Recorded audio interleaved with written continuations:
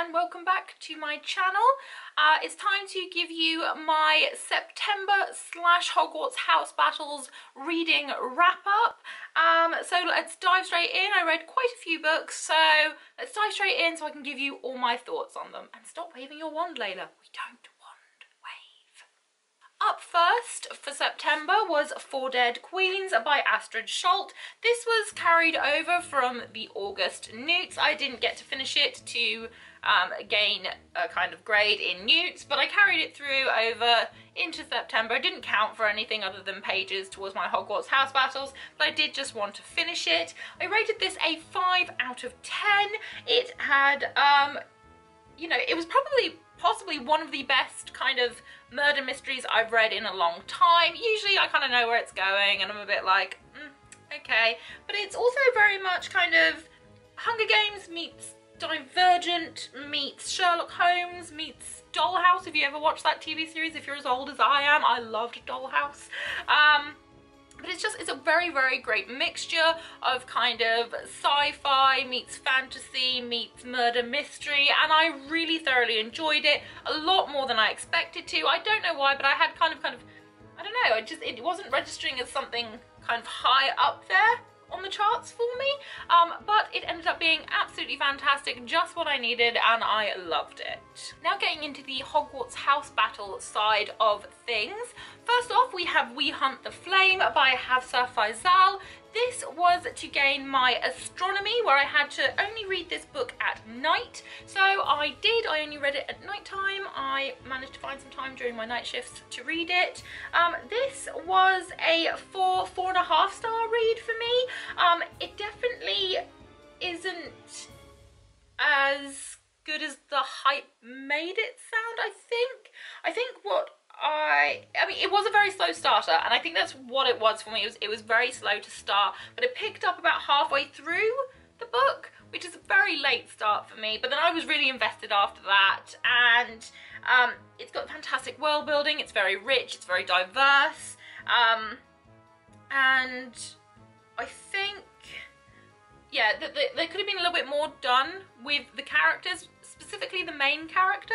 I didn't really feel as much for her as I wanted. I wanted to feel more emotions. There are a few scenes in there where I feel you should be emotional, but I just wasn't feeling anything. Now, whether that's you know, me, and maybe I was just having a night where I was just dead on the inside, I don't know. But I wanted to feel more, I wanted to feel something, I wanted to feel emotions connected to those scenes, and I just wasn't feeling it, and I feel that that's just down to the characters being a little bit less developed as I would have liked, but it definitely was a fantastic story, and I will be picking up the sequel. Up next was Charms, and it was a new to you book, so I chose Wicked Saints by Emily A. Duncan. This was an Owl Crate book, and I think this is her debut novel. Don't quote me on that, I could be lying. I'm pretty sure it is, and it was a new to me novel. It's not like I'd read it and things like that, but I love this cover. It is so gorgeous. She is gorgeous. It is so gorgeous, and I rated this at a 4.5 stars. It was a roller coaster ride, but again, very slow to start with. It took me a while to get into it, and I just was kind of feeling like it wasn't really doing it for me, and I was really worried that I wasn't going to enjoy it, because I'd had several friends tell me that they absolutely adored it, and I was thinking, oh, there's something wrong with me. I mean, what isn't there? But it ended up really picking up, and I managed to dive right in there. So it did take me until around chapter 10 to get really into this, but having said that, I do feel that the slow start is 100% necessary for the character development of the main character Nadia. I feel like she needed to have that really slow kind of start, and then kind of pushing her boundaries, breaking her, reshaping her, and I mean, the ending of this is just heart-wrenching, and I cannot wait for the sequel. I am very impatiently waiting for the sequel. So yeah, slow to start, but please do persevere. After chapter 10, I was completely hooked. So slow start, but persevere, and it was a 4.5 stars for me. Next up was Defense Against the Dark Arts, which was read a book previously put down, but this book also covered potions, which is a reader genre you don't usually pick up, and I chose Death Prefers Blondes by Kayla Roerick. This I picked up and put down so many times. I could not get into this book whatsoever, and even reading it for the readathon was very long and slow. I don't know what it was about it, I just couldn't connect to anything. I found the characters to have absolutely no depth at all, apart from one character who didn't even feature that as much as I feel that they could have done, because their story was probably the most interesting out of everyone's. The main character just lacked depth. I mean, she was meant to be doing these great things, and she just... I don't know, she just didn't do it for me at all. I just thought someone with that much supposed intellect, talent, etc. might have a little bit more depth to their character. There might be something a little bit more. But honestly, it was just... I don't know. It wasn't great. It wasn't great for me. I think I rated it a 3-star. Let me double check. Yeah, 3 stars. It just wasn't doing it for me at all. Next up was Flying, and read your most anticipated book. That was Soul of the Sword by Julie Kagawa. This is the sequel to A Shadow of the Fox, and I loved it. Not as much as Shadow of the Fox though, but I did love it.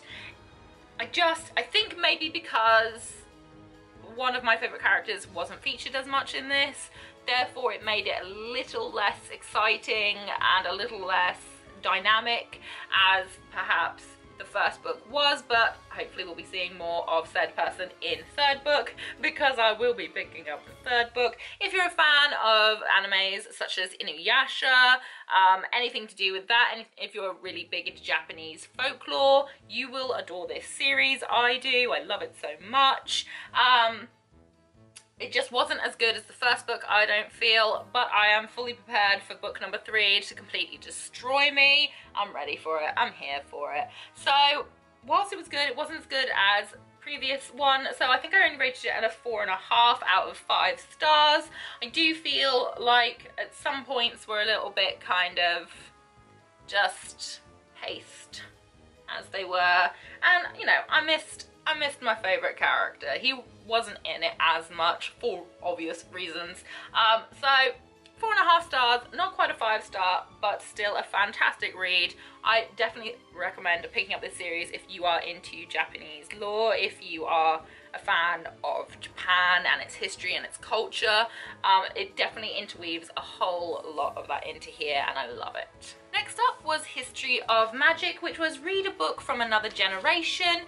This also encompassed Ancient Runes, which was read a classic. So I chose Frankenstein by Mary Shelley.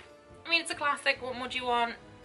It was 4.5, 4 stars out of 5. I mean, it's a classic, you can't really dump on it. It's Frankenstein. I mean, most people know the generalization of Frankenstein, Frankenstein's monster, his depths of madness, etc. So it was great. I enjoyed it. That's it. Next up was Divination, and the prompt was to read a book that was a predicted 5-star. So I chose Aurora Rising by Amy Kaufman and Jay Kristoff, and it was a 5-star read because it's fantastic, but they're both assholes and I love them. So it's fantastic. If you've read any of the Illuminae series, if you've read either of Jay's or Amy's works, you'll know that they are wonderful, wonderful assholes, and we love them. We do. We love them entirely, but at the same time, why? Why do you do this to us? But then again, why are we letting you? Okay, honestly, we're all suckers for sadness, and I absolutely adored this. Can't wait for the sequel. They're having a TV show. Everything is awesome for them right now, but I would highly recommend this for fans of sci-fi. It is amazing.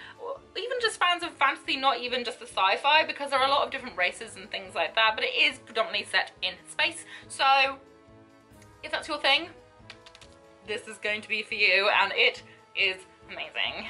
My heart my heart. But it is amazing, but oh, my heart.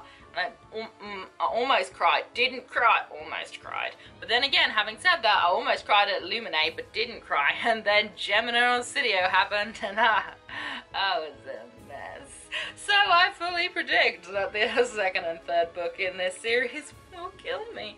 But I'm gonna love it, so pick this up. It was a 5-star read, can't rave about it enough. Fantastic, loved it, cried internally, but we'll probably cry externally at books 2 and 3. Next up was Transfiguration and Read the Last Book You Bought. So I chose Forest of 1,000 Lanterns by Julie C. Dow. This is a retelling of the Evil Queen from Snow White. It kind of gives me Game of Thrones vibes, to be honest. There's a lot of kind of characters and references and things that kind of give me a Game of Thrones-ish vibe. It was only a 3.5/4 stars for me. I just kind of, I don't know, it kind of missed the mark a little bit for me. It lacked depth to its main character, which I suppose is entirely the point, because let's face it, the Evil Queen is a very vapid, vain person, so she doesn't have a lot of depth, so I guess, you know, fair. So maybe I should have thought about that a lot more whilst I was reading it, but unfortunately I'm just one of these people who, even if you're, you know, a evil character, I'd like you to at least have some story. At least like you to have a little bit of backstory, a little bit of real meaning to it, but it just kind of didn't really. The world is very beautiful, it's very rich, it's you know, it's beautiful, but I just don't know. I don't know if I'll pick up the sequel or not. I might, possibly if it's on Book Outlet and isn't at full price, which is where I purchased this one, because I just wasn't 100% sold on it. Next was Arrhythmia, and you had to read a book with a number in the title, so I chose The League of Seven by Alan Gratz. This is the first in the series of The League of Seven. I'm not sure how I feel about it. I still don't know how I feel about it. It's kind of bizarre. I thought it was going to be kind of steampunky, kind of let's go on an adventure sort of thing, which to a certain degree it is, but it's actually quite dark. Like at the start of things, it's a little bit dark. It's kind of like a Tim Burton-y feel, but I didn't love it as much as I loved Tim Burton. I kind of gave it a 3.5-star rating. I don't know what it was about it. It just, I don't know, there's something not connecting with it, and I don't know. I don't know. I still don't know. 3.5 stars is what I've kind of left it at, but if you're a fan of kind of mythology mixed with steampunk, mixed with tiny preteen/teen children running around and trying to fulfill their destiny, then this will be for you. But I don't know, it just wasn't hitting the mark for me. And last but not least was Care of Magical Creatures, and you had to read a book with an animal on the cover, so I chose Spin the Dawn by Elizabeth Lim. This was phenomenal. I just realised I had quite a lot of Asian inspired stories during September, and I'm here for it. I loved it. This is beautiful. Oh my heart, I could not put this down. It was a 5-star read, and I can't wait for the sequel. It just, so many beautiful elements interwoven in this. It's got kind of Aladdin-ish vibes. Kind of Aladdin-ish vibes. I don't know, it's hard to explain.